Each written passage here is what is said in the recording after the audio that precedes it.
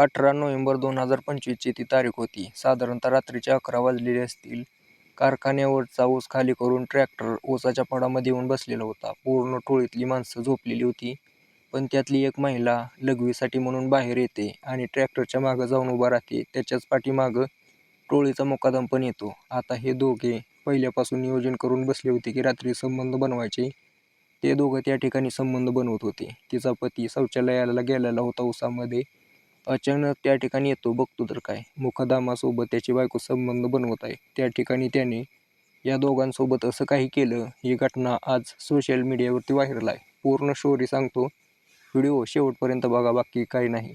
आणि हो, आपला चॅनल सबस्क्राईब करा ना राव मित्रांनो. मराठी माणसाला सपोर्ट करत जावा. आणि म्हणताय की तुम्ही मराठी माणूस पुढे गेला पाहिजे. सपोर्टच करत नाही तर कसं जाईल मराठी माणूस पुढे. तर नमस्कार मित्रांनो, आपला महाराष्ट्र जो आहे ऊसाचे उत्पादन घेण्यामध्ये अग्रेसर आहे. आणि खास करून सोलापूर जिल्हा, या सोलापूर जिल्ह्यामध्ये भरपूर ठिकाणी कारखाने आहेत. आता या रमेश मुकादमाचं तर असं चालूच होतं, पण दुसरीकडे अनिल आणि स्वाती या दोघांचं काही दिवसापूर्वीच लग्न झालेलं होतं. स्वाती दिसायला सुंदर होती, पण जो अनिल आहे नशा करायचा, पैसे उडवून टाकायचा, त्यामुळे यांच्याकडे आता कसलाही पैसा राहिला नव्हता. स्वाती त्याला म्हणायची की बाबा तू काम कर, काहीतरी काम कर, पैसा कमव. या अनिलला कोणी काम देत नव्हतं. स्वाती म्हणाली की आता ऊसतोडीचा सीझन आलाय, आपण काय करू, 2024च्या ऊसतोडी सीझनमध्ये जाऊ आणि पैसा कमवून काही लागेल ते आपला घर खर्च भागवू. आता या अनिलने एक मुकादम बघितला, उचल घेतली. त्या ठिकाणी त्याने त्या वर्षी काम केलं, पण काही एवढं भरपूर त्याचा फायदा झालेला नाही. असा तसा सीझन गेला, त्याची उचल पण पिटली नाही. आता करायचं काय, दुसरा मुकदम शोधावा जो की चांगलं काम करत असेल. म्हणून ते अनिल या रमेश मुकादमाकडे आला. म्हणला की मला मित्राने नंबर दिला होता, तुमचा सीझन चांगला चालतो, मला थोडी उचल द्या, पहिल्या मुकदमाची उचल मी फेडतो आणि तुमच्याकडे कामाला येतो.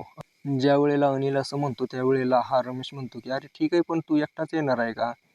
अनिल म्हणला नाही नाही, मी एकटा नाही येणार, माझी बायको पण येणार आहे. आता तो म्हणला की अरे पण तुझी बायको असायची छटाकभर, तिला काय काम व्हायचं आहे? त्याने फोटो दाखवला. म्हणला की ही माझी बायको आहे, एक नंबर दिसायला, शरीराने धडधाकड, दिसायला एक नंबर हिरोईनवाणी. आता या रमेशच्या ड्रोंडाला पाणी सुटलं आणि त्याने लगेच अनिलला 50,000 रुपये काढून उचल दिली आणि म्हणला की तू लवकर ये, यावर्षी जर आम्ही लवकर चालू करणार आहे. अनिललाही वाटलं की वा बापरे, आपल्याला आता काम भेटलं, आपण त्याची उचल फेडून आता इथं पैसा कमवू चांगल्या प्रकारे. तो जाऊन घरी स्वातीला सांगतो.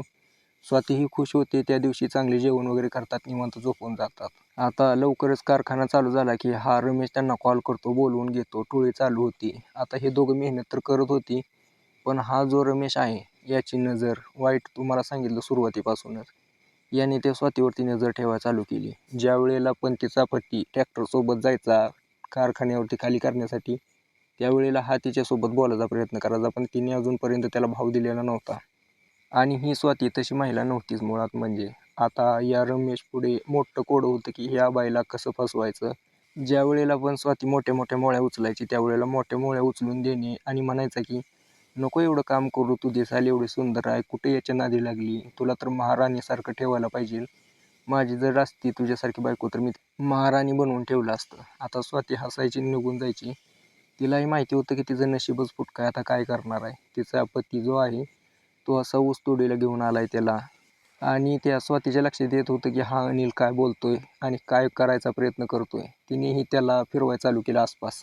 जसा जसा रमेशकडून पैसा यायला लागला होता तसा अनिल जास्त दारू प्यायला होता. आता हा जो अनिल आहे त्या स्वातीसोबत नव्हता संबंध बनवत, दारू प्यायचा, दिवसभर कष्ट करायचा, झोपून जायचा घोरत. ही जी आहे स्वाती पूर्ण शरीराकडे हात फिरवत बसायची, काय करू कसं करू म्हणायची, विचार करायची. शेवटी एक महिला कितीच दिवस बिना शरीर संबंध करता राहील. हळूहळू तिलाही आता कशाची तर गरज भासायची. त्यामुळे तिने विचार केला की हा जो मुकदम आहे, आपण याच्याकडून पैसा पण घेऊ, संबंध पण बनवून घेऊ, म्हणजे आपलं दुहेरी फायदा होईल. त्यामुळे तिने दुसऱ्या दिवशीपासून त्या मुकदमाला चान्स द्यायला चालू केला. मुकदम आता बावरूनच, तिला पैसे द्यायचा, तिला काम कमी लावायचा, अशा प्रकारे त्यांचं चालू झालं.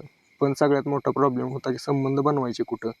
आसपास तर टोळीचे लोक असतात, रात्री झोपडीत तर बनवू शकत नाही. या रमेशने सांगितले की ठीक आहे, एक काम कर, मी सांगतो त्या ठिकाणी फोन करतो संध्याकाळी, तुझा नवरा झोपला, त्याला आज दारूला जास्त पैसे देतो, झोपला की मला फोन कर, मी लगेच तुला बोलवतो.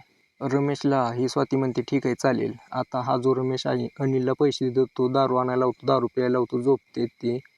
झोपले की ती स्वाती त्याला फोन करते आणि म्हणते की नवरा झोपला.